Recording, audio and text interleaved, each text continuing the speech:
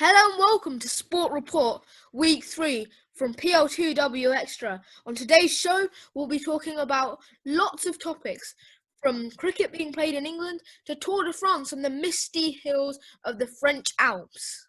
Roll titles.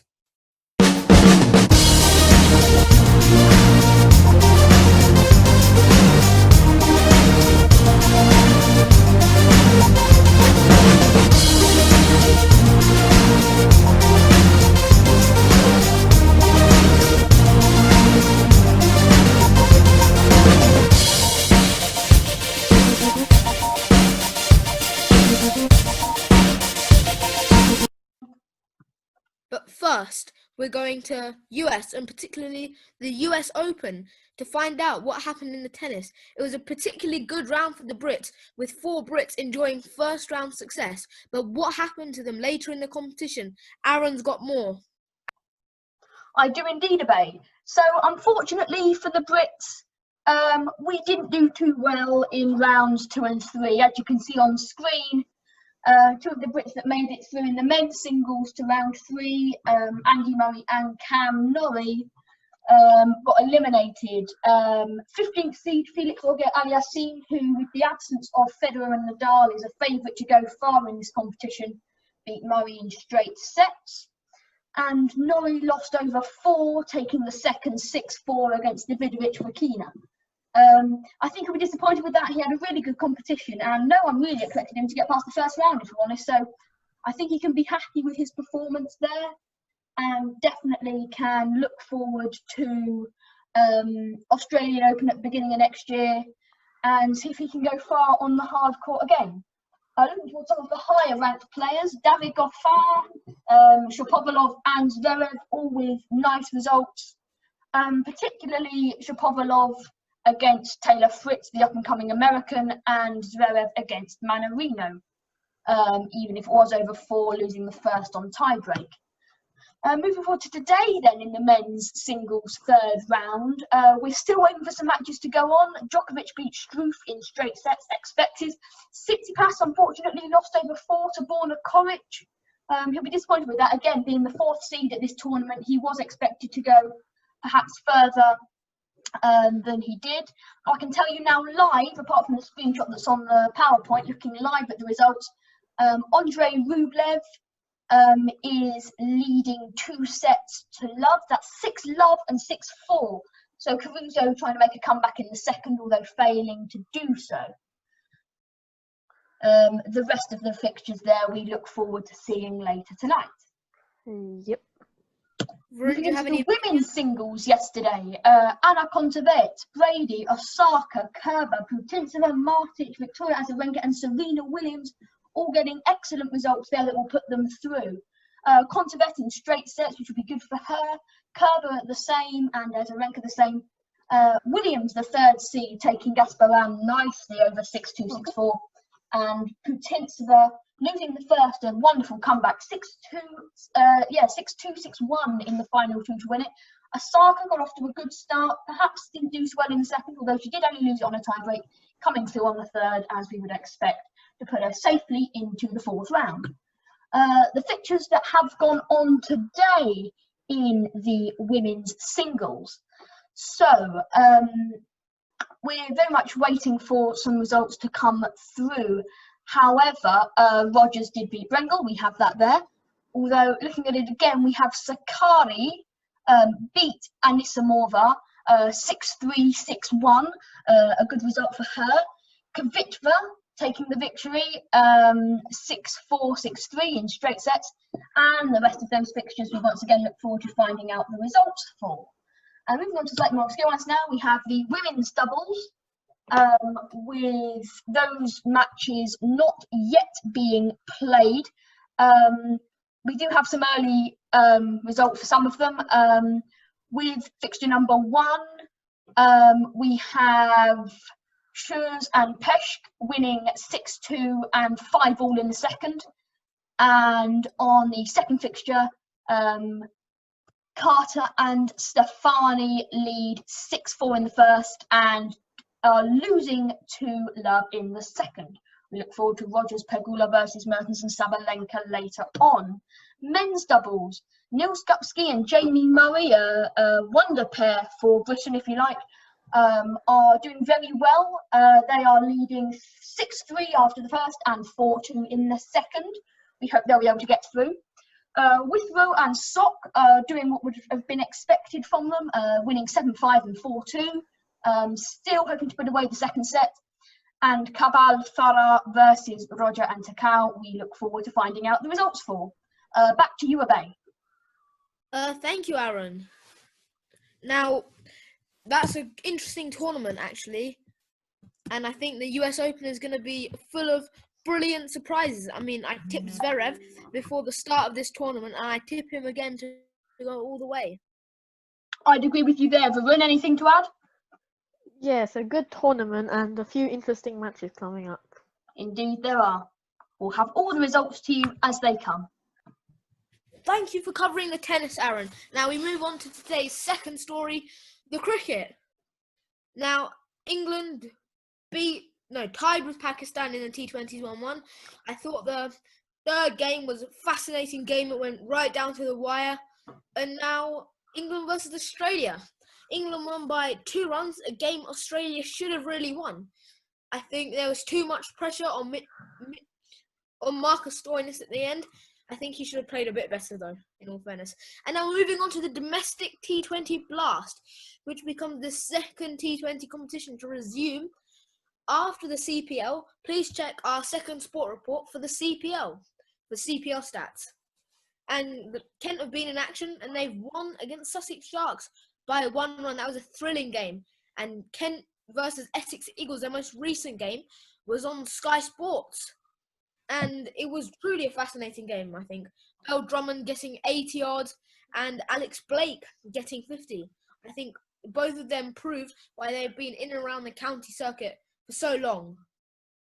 Varun, Aaron, have you got any opinions to add on that? I mean, not much opinions on the Kent matches, but Yeah. on the England-Australia, I would like England to win because, we live in England. Versus number 2 in the rankings. Australia and number 2. And I think it's going to be an interesting match. I'm a bit annoyed that Pakistan and England drew. I'd agree with that. I think you're quite right, Abe. I mean, the game against the Essex Eagles today was a truly wonderful match. I mean, winning by 29 runs, we came through in the way that we ought to have done and secured a solid win. Again, looking at the Australia game, the T20, I think we did well to push through. We did play well both when batting and when bowling, and I think we proved that by winning, even if it was by a small margin. Thank you, Aaron. Yep. Ron? Now, moving on to our third story, our penultimate story, which is the Tour de France. After stage 7, Adam Yates holds the prestigious yellow jersey, and he's looking to secure what I think would be a maiden Tour de France win. Last year's winner, Egan Bernal, is in 4th place with P. Sagan and Cosnefroy in 2nd and 3rd, respectively. Aaron, have you got more stats, and will you bring us up to date? I do indeed. First of all, I'd just like to draw your attention to the jersey wearers after stage 7. So Adam Yates doing really well, holding the yellow jersey at the end of the 7th leg. Sagan doing nicely, holding the points jersey. And best climber, Cosnefroy, he'll be really happy with that, with a total of 25 points on the climbs. And Egan Bernal, as you say, winning the white jersey as it is at the moment after the end of stage 7. For being the fastest young rider, only 13 seconds off of Adam Yates. So Egan Bernal pushing nicely up there. So moving on to the stats from today's stage 8, finishing in Loudonville. It's a total distance of 141k, taking in mountains through the Pyrenees. Peters winning the stage with a total time of 4 hours, 2 minutes and 12 seconds. And then in 2nd place, Skujins, 4 hours, 2 minutes 59, and Verona finishing in 3rd, getting a podium finish for him he has every right to be pleased with that, with a time of 4 hours 2:59 again. Looking at the jerseys, Yates still holding the yellow with a time of 34 hours 44:52. Sagan still on the point jersey 138. Cosnefroy still keeping the climber jersey 35 points, and Egan Bernal still keeping hold of his white jersey for being the best young rider with a time of 34 hours 45:05. So he can once again be very happy with that. Here are the top 5 on the general rankings. You've got Adam Yates at the top, then Roglic coming down nice in second, only 3 seconds behind. Then Martin, Bardet and Egan Bernal, last year's winner, coming in 5th as it stands. Just some of the jerseys again down there. You have best climber, best young, points and time. And I think it's fair to say that although he didn't come on the podium, Adam Yates came in with a decent stage, considering he's still keeping hold of the yellow jersey. And Sagan, I think, can be happy with that. He upped his points to keep hold of the point jersey, and the same goes for Cosnefroy. You'd expect him to do well on a mountain stage like this. I mean, Cazares-Garonne is a difficult starting point on the stage. It starts off at a hard position to then go on with the rest of the climb, and then Ludonville further down again. So it's definitely probably what I would personally consider to be the most challenging stage of the Tour. And I think Peters did well to win it, and Yates did well to keep hold of his yellow jersey, which means, fingers crossed, we'll have another British winner of the Tour de France come arrival at the Champs-Élysées.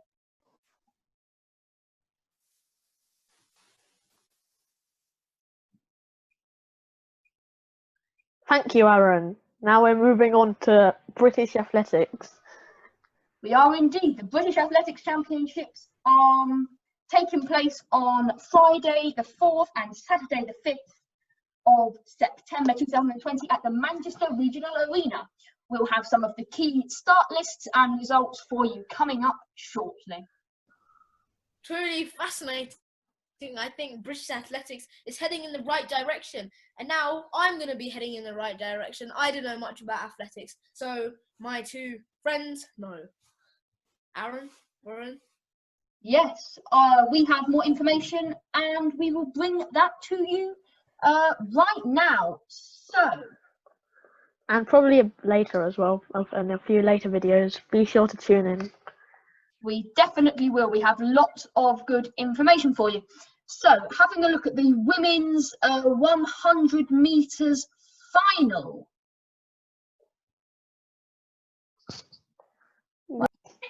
Perhaps some unexpected results here for some athletes. The winner of the women's 100 meters final was Imani Lansico. I mean, she'll be very happy with that, British champion, although I'm not sure it's what many people would have expected. Crystal Awua taking 2nd and Amy Hunt in 3rd. Those are your podium athletes from Sutton, Hernhill and Charnwood Athletics Club, respectively. Varun, would you agree with that? An unexpected podium? Yeah, it's a good race, and yeah, unexpected. Yeah, good for the athlete's confidence. It will boost the athlete's confidence, especially based on the fact that this is going to be used as a massive trial process for the Olympics, which should have been happening this summer in Tokyo, even though that might not necessarily have happened. The coronavirus. The men 100 meter final. This podium is certainly not expected. I mean, the winner there in Harry Akins-Ariti is what I probably would have expected looking at the start list. I think he'll be very happy with that. I mean, the upcoming athlete from Sutton Athletics Club is doing really well. And Tommy Lamarden from Bexley and Audrey Edbourne from Shrewsbury, again, I think they can be very happy with 2nd and 3rd, respectively, on the podium at the British finals. I mean, this isn't, your local club. This is a nationwide competition upcoming for the Olympics. So I think they can be very happy with that once more. Taking a look at some of the things that have happened today, we have the men 200 meter final, which we can take a look at now. Andrew Morgan Harrison, James Williams and Joe Ferguson taking the top 3 spots. Again, not what you probably would have expected necessarily, as the men's top 3, although they'll be very happy with that, and a good race for them. And back to the timetable then, we have the women 200 metres final, which is the last one to take a look at for now. Hannah Williams, Georgina Adam, and Rebecca Jego.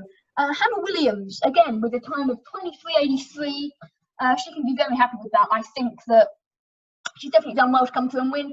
Maybe a bit more expected than some of the results we've seen at this championships, but definitely not what you would have predicted, perhaps, you know, let's say 3 months ago. So fair play to all of those athletes, and even if they didn't finish on the podium, they've obviously done very well to get to the final of the British Athletics Championship. Now that wraps up our show today. Today we've covered many topics, and I hope you've enjoyed it. Same coming from me. We really have covered a wide expanse of topics, probably more than we've done in any other sport report, and we hope to keep widening the horizons. Perhaps as we come into the winter, we can bring a little bit more sport into our lives as we come into the lull of winter, which is never an amazing time for sport. You obviously have the obvious things of football and rugby, but we hope to move away from that, bring in maybe some more obscure things, and maybe even get you following another sport as well. That's obviously our ultimate goal. For me, it's goodbye. Varun? Yeah. Tune in for more videos and like and sub. That's it for now. Goodbye. Goodbye. We'll see you. Bye.